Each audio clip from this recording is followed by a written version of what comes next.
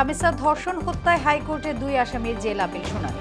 মুলতবি ছাড়াই কার্যক্রম চালানোর ঘোষণা অ্যাটর্নি জেনারেলের। চুয়াডাঙ্গা কুড়িগ্রামে 20 জনকে পুশিং চেষ্টা, বিজিবির বাধায় ব্যর্থ। সীমান্তের টহল জোরদার, সতর্ক অবস্থানে স্থানীয়রা। মানসম্মত চিকিৎসা নিশ্চিতে বাজেটে স্বাস্থ্য খাতে রেকর্ড বরাদ্দ, সুফল পেতে সঠিক বাস্তবায়নের তাগিদ বিশেষজ্ঞদের। এবং ভিনির গোলে হার এড়ালো ব্রাজিল, মরক্কোর সঙ্গে 1-1 গোলে ড্র। শেষ মুহূর্তের গোলে সুইসদের বিপক্ষে কাতারের ঐতিহাসিক ড্র।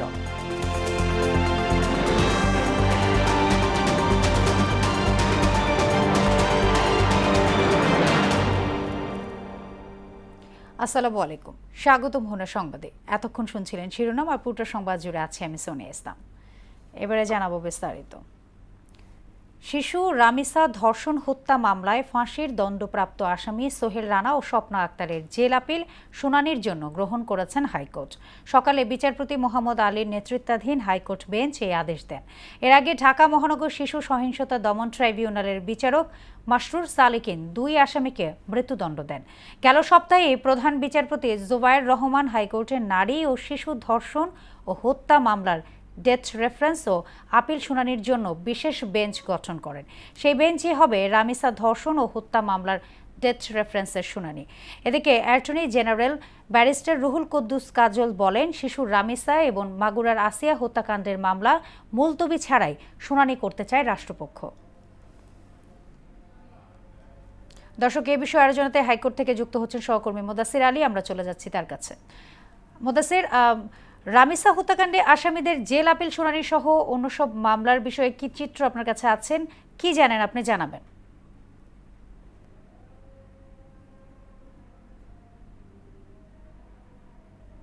সোনিয়া, বিষয়টি হচ্ছে যে রামিসা ধর্ষণ ও হত্যা মামলার যে 2 আসামি সোহেল রানা ও স্বপ্না, তাদের যে আপিল আবেদন গ্রহণ করেছেন, বিষয়টি হচ্ছে তার এই আসামি যে সোহেল রানা, তার কিন্তু একটি কথা রয়েছে যে তিনি ঘটনার সময় মাদকাসক্ত ছিলেন এবং এই কারণে ভুলক্রমে তিনি এটি করেছেন বলে তিনি যেমনটা জানিয়েছেন। এদিকে আরেক আসামি যে স্বপ্না, অর্থাৎ সোহেল রানার যে স্ত্রী, সেও কিন্তু বলেছে সে নির্দোষ, এরকম কিন্তু সে একটি দাবি করেছিল। তো এই বিষয়টি কিন্তু তারা বরাবরের মতোই তুলে ধরেছেন। তো তাদের আপিল আবেদন গ্রহণ করা হয়েছেন। অ্যাটর্নি জেনারেল যে বিষয়টি জানিয়েছেন সেটি হচ্ছে যে এটি একটি বিচারিক প্রক্রিয়া, সুতরাং তাদের আপিল যে শুনানি যে প্রক্রিয়াটা হাইকোর্টে রয়েছে সেটি কিন্তু হবে এবং এর পরবর্তী ধাপগুলো কিন্তু হবে। এবং এখানে কিন্তু এই মামলার ক্ষেত্রে কিন্তু কোনো কালক্ষেপণের কোনো সুযোগ নেই বলে তিনি জানিয়েছেন এবং যত দ্রুত সম্ভব সঠিক উপায়ে সঠিকভাবে কিন্তু এই মামলার বিচারিক কার্যক্রম কিন্তু সম্পন্ন হবে। এদিকে কিন্তু সোনিয়া, আপনি জানেন যে নারী ও শিশু ধর্ষণ ও হত্যা মামলার যে ডেথ রেফারেন্স শুনানির জন্য যে স্পেশাল বেঞ্চ গঠন করা হয়েছিল 10 জুন, সেটির কিন্তু কার্যক্রম আজ থেকে শুরু হয়েছে। প্রথম দিনেই কিন্তু 20টি মামলা এখানে তালিকাভুক্ত হয়েছে। এর মধ্যে কিন্তু আসিয়া ধর্ষণ ও হত্যা মামলা রয়েছে, যেটি কিন্তু গত বছরের সবচেয়ে আলোচিত ঘটনাগুলোর একটি ছিল এবং এর জন্য কিন্তু বেশ জনমনের বেশ অসন্তোষ দেখা দিয়েছিল এবং আন্দোলনও হয়েছিল যেমনটি জানেন।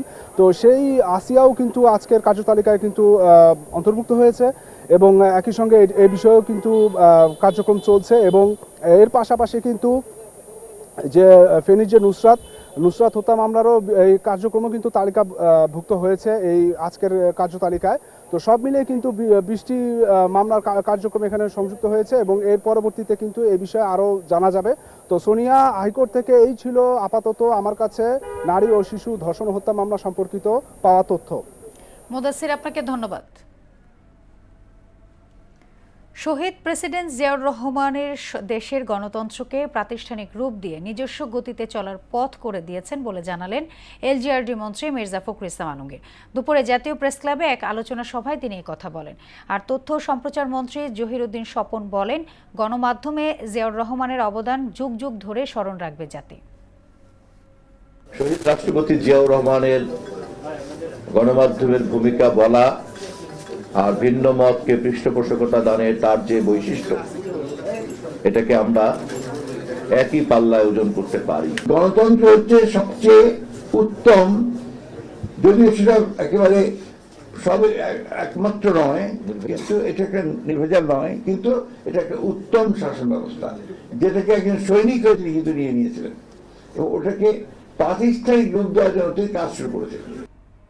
চুয়াডাঙ্গার দর্শনা সীমান্তে ১১ জন নারী পুরুষকে পুশিনের চেষ্টা করেছে বিএসএফ, যদিও বিজিবির বাধায় তা ব্যর্থ হয়ে যায়। ভোররাতে দর্শনা সীমান্তের ৭৬-৭৭ নম্বর পিলার দিয়ে ১১ জনকে জোরপূর্বক প্রবেশের চেষ্টা করে ভারতীয় সীমান্তরক্ষী বাহিনীটি। ব্যর্থ হয়ে তাদেরকে ভারত সীমান্তের কাছাকাছি এলাকায় নিয়ে যাওয়া হয়। এদিকে কুড়িগ্রাম সীমান্তের ২টি পয়েন্ট নিয়ে ৯ জনকে বাংলাদেশে পুশিনের চেষ্টা প্রতিহত করেছে বিজিবি। এ বিষয়ে আরও জানাতে চুয়াডাঙ্গা থেকে যুক্ত হচ্ছেন সহকর্মী সাহিফ জান। সাহিফ, বিএসএফ এর পুশিন নিয়ে বিজিবির সার্বিক পদক্ষেপ সম্পর্কে আপনার কাছে কি তথ্য আছে জানাবেন।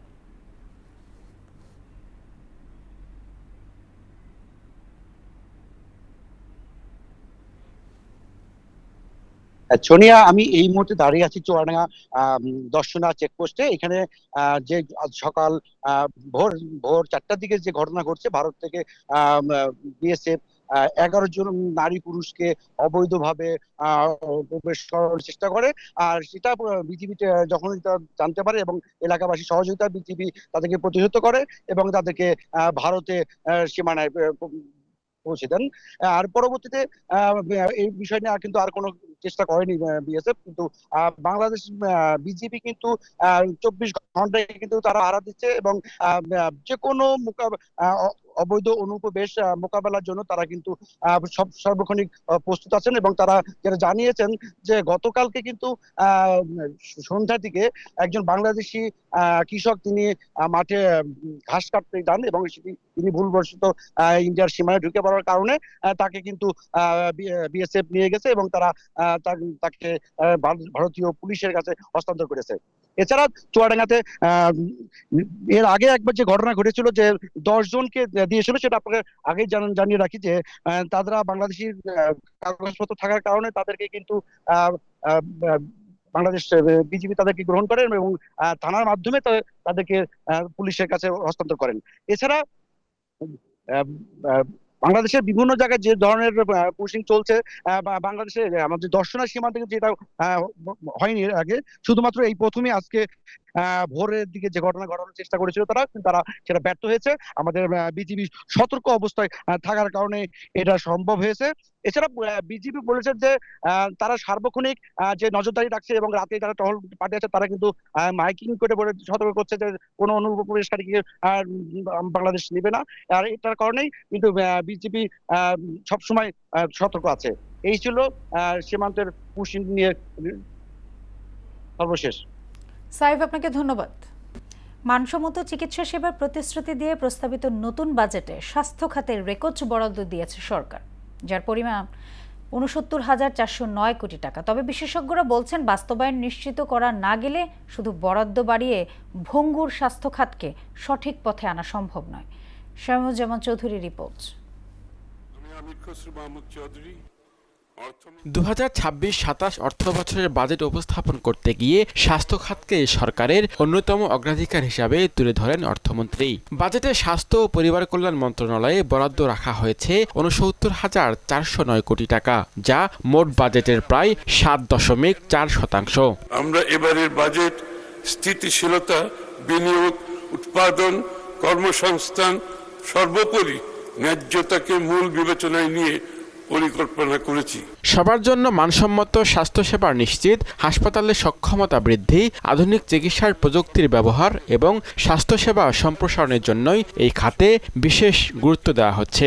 সবার জন্য মানসম্পন্ন শিক্ষা ও স্বাস্থ্যসেবা সকল নাগরিকের মৌলিক অধিকার হিসেবে বাস্তবমুখী, দক্ষতা নির্ভর, মূল্যবোধ ভিত্তিক শিক্ষা ব্যবস্থা বাস্তবায়নের মাধ্যমে তরুণ প্রজন্মকে যোগ্য মানব সম্পদে পরিণত করা। সরকারের পরিকল্পনা অনুযায়ী জেলা উপজেলা পর্যায়ের হাসপাতালগুলোর অবকাঠামো উন্নয়ন, চিকিৎসক ও স্বাস্থ্যকর্মীর সক্ষমতা বৃদ্ধি, মাতৃ ও শিশু স্বাস্থ্য সুরক্ষা এবং টিকাদান কর্মসূচিতে বাড়তি বরাদ্দের অর্থ ব্যয় করা, একই সঙ্গে অসংক্রামক রোগ মোকাবিলা এবং ডিজিটাল স্বাস্থ্যসেবা সম্প্রসারণেও গুরুত্ব দেওয়া হচ্ছে। বাজেটে স্বাস্থ্য খাতের বরাদ্দকে স্বাগত জানালেও বিশেষজ্ঞরা বলছেন জনবল সংকট এখনও এই খাতের সবচেয়ে বড় চ্যালেঞ্জ। এই সমস্যা দূর করার পাশাপাশি সেবার বৈষম্য নিরসন এবং অর্থের সুষ্ঠু ব্যবহার নিশ্চিতে জোর দেওয়া জরুরি। জনস্বাস্থ্য ভিত্তিক স্বাস্থ্যসেবা করতে হয় তাহলে একটা জনস্বাস্থ্য অধিদপ্তর করা দরকার, মন্ত্রণালয়ে আলাদা জনস্বাস্থ্য বিভাগ করা দরকার, যেটা স্বাস্থ্য সংস্কার কমিশনের সুপারিশে ছিল। প্রাথমিক স্বাস্থ্যসেবা থেকে শুরু করে রোগ প্রতিরোধের ব্যবস্থা কিন্তু হাসপাতাল পর্যন্ত বিস্তৃত। সেই কাজগুলো একটা স্তর ভিত্তিক শৃঙ্খলার সাথে হবে। জুলাই মাসে বরাদ্দ দেওয়া হয়, আর শেষ পর্যায়ে দেখা যায় সংশোধিত বাজেট এটা কেটে অর্ধেক কিংবা 1/4 কেটে নেওয়া হচ্ছে। এই যে খেলাটা, এই খেলা যেন এবার না হয়, আমরা সেই আশা করছি। স্বাস্থ্যসেবা একটি দেশের মানবিক উন্নয়ন, সামাজিক নিরাপত্তা ও রাষ্ট্রীয় দায়িত্ববোধের গুরুত্বপূর্ণ সূচক। কিন্তু দীর্ঘ সময়েও বাংলাদেশে এই মানদণ্ডে ভালো অবস্থানে পৌঁছাতে পারেনি। ভঙ্গুর অবস্থা উত্তরণে এবার স্বাস্থ্য বাজেটে ইতিবাচক পরিবর্তন এনেছে সরকার। তবে অর্থের সুষ্ঠু ব্যবহার এবং মাঠ পর্যায়ে সেবার মান উন্নয়নেই নির্ধারণ হবে এই বাজেটের প্রকৃত সফলতা। শামীমুজ্জামান চৌধুরী, মোহনা সংবাদ, ঢাকা। বিগত 17 বছরে নজরুলের কোনো অবদান তুলে ধরা হয়নি অভিযোগ করে সংস্কৃতিমন্ত্রী নিতাই রায়চৌধুরী জানিয়েছেন, নজরুলকে গণমানুষের কাছে নিয়ে যেতে চায় বর্তমান সরকার।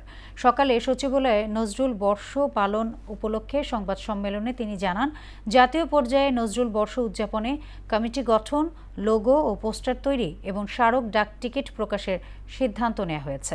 নজরুল বর্ষ শুধু কর্মসূচি পালনের মধ্যেই নয়, তার সাহিত্যকর্ম সঙ্গীত যাতে গবেষণা করা হয় সেই উদ্যোগও সরকার নেবে বলে জানান মন্ত্রী। নারায়ণগঞ্জের রূপগঞ্জে এশিয়ান হাইওয়েতে নির্দিষ্ট স্থানে ময়লা আবর্জনা ফেলতে জমির ব্যবস্থা করা হচ্ছে বলে জানালেন স্থানীয় সরকার পল্লী উন্নয়ন ও সমবায় প্রতিমন্ত্রী মীর শাহে আলম। পাশাপাশি এগুলো রিসাইকেল করে জৈব সার, এনার্জি উৎপাদন, মিথাইল গ্যাস উৎপাদন সহ বিভিন্ন কাজে ব্যবহার করা হবে। সকালে রূপগঞ্জে এশিয়ান হাইওয়ে সড়কের গোলাকান্দাইল এলাকায় সড়ক দখল করে ময়লা আবর্জনায় জনগণের ভোগান্তি পরিদর্শন করেন তিনি।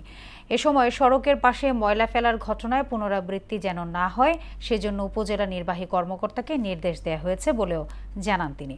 এ সময় উপস্থিতি ছিলেন নারায়ণগঞ্জ 1 রূপগঞ্জ আসনের সংসদ সদস্য মোস্তাফিজুর রহমান ভূঁইয়া দীপু। পরিষ্কার করে পরবর্তীতে এখানে যেন আর ময়লা না ফেলানো হয়, এ ব্যাপারে স্থানীয় ইউনো সাহেব প্রয়োজনীয় পদক্ষেপ নেবেন। এবং রূপগঞ্জ পৌরসভার অধীনে আমরা আলাটি একটি ময়লার ভাগার বা ময়লা ফেলানোর জন্য একটা ল্যান্ডফিল্ডের ব্যবস্থা করছি। ময়মনসিংহের ধোবাউড়ায় গোয়াতলা বাজার এলাকায় কংস নদীর ওপর নির্মিত বেইলি ব্রিজ ধসের 10 দিন পার হলেও এখনও সরানো হয়নি ভাঙা কাঠামো।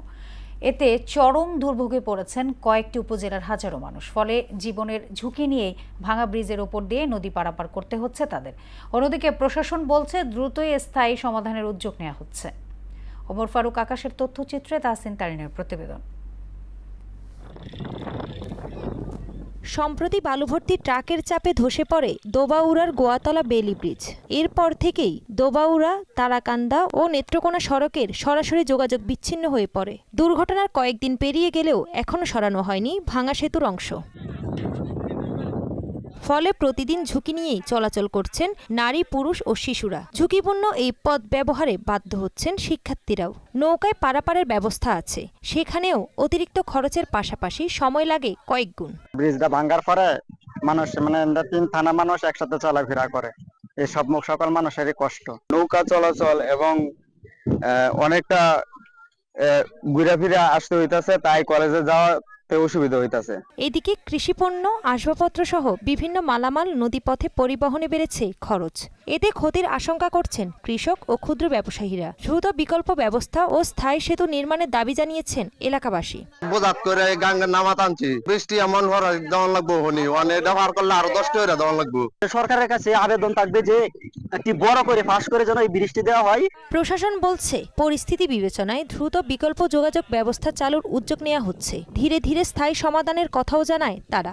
তো কাঠামো তৈরি করে বাস দিয়ে মানুষ আবার তো মানুষজন যেন হেঁটে চলাচলটা করতে পারে। পরবর্তীতে আমরা বাকি যে বিষয়গুলো আমাদের উদ্যোক্তা কর্তৃপক্ষকে তো জানিয়েছি, যত দ্রুত পারি আমরা দুই পাশের মধ্যে স্থায়ী সংযোগ তৈরি করার ক্ষেত্রে আমরা আমাদের কার্যক্রম চালিয়ে দেব। আমাদের উদ্যোক্তা সোয়ানিয়া মেনটেন্যান্সের সাথে আলাপ করছে, ওনারা যে পরামর্শ দিবে এবং তারা সরজমিনে পরিদর্শন করে পরবর্তীতে ব্যবস্থা গ্রহণ করা হবে।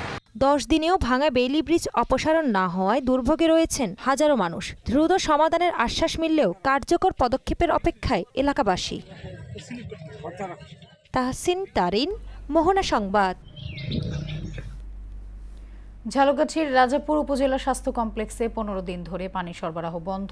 এতে তীব্র গরমে ভোগান্তিতে পড়েছেন রোগী ও স্বজনরা। পানির অভাবে গোসল, টয়লেট ব্যবহার সহ প্রয়োজনীয় কাজ ব্যাহত হচ্ছে।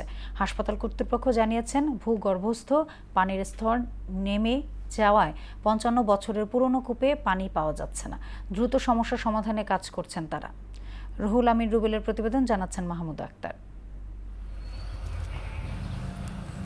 50 শয্যা বিশিষ্ট ঝালকাঠির রাজাপুর উপজেলা হাসপাতালে পানি সরবরাহের পাম্পটি বিকল হয়ে 15 দিন পানি সরবরাহ বন্ধ রয়েছে। তীব্র গরমে রোগীরা পানির অভাবে ভোগান্তি পোহাচ্ছেন। হাসপাতালের প্রতিটি ওয়ার্ড দুর্গন্ধময়।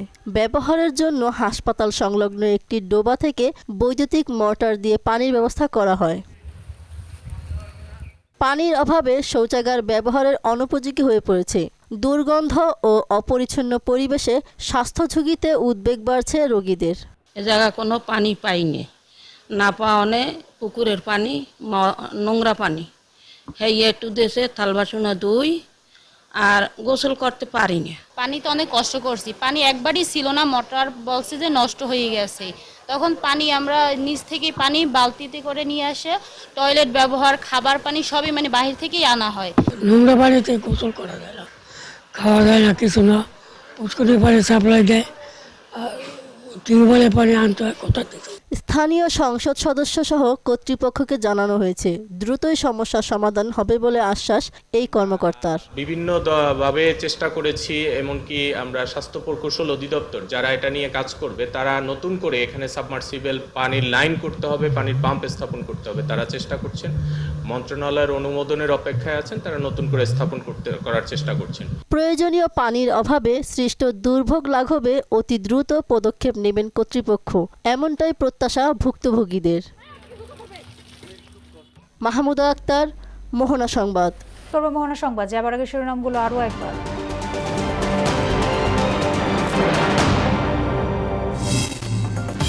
রামিসা ধর্ষণ হত্যা হাইকোর্টে 2 আসামির জেল আপিল শুনানি। মুলতবি ছাড়াই কার্যক্রম চালানোর ঘোষণা অ্যাটর্নি জেনারেলের। চুয়াডাঙ্গা কুড়িগ্রামে 20 জনকে পুশিং চেষ্টা, বিজেপির বাধায় ব্যর্থ। সীমান্তে টহল জোরদার, সতর্ক অবস্থানে স্থানীয়রা। মানসম্মত চিকিৎসা নিশ্চিতে বাজেটে স্বাস্থ্য খাতের রেকর্ড বরাদ্দ। সুফল পেতে সঠিক বাস্তবায়নের তাগিদ বিশেষজ্ঞদের।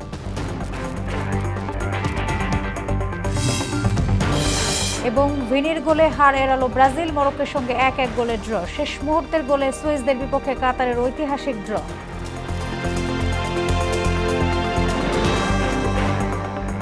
এই ছিল মোহনা সংবাদে। পরবর্তী সংবাদ বিকেল 5:30। এর আগে বিকেল 3টায় দেখবেন সংবাদ এক নজরে। মোহনার সবশেষ খবর জানতে ভিজিট করুন www.mohana.tv।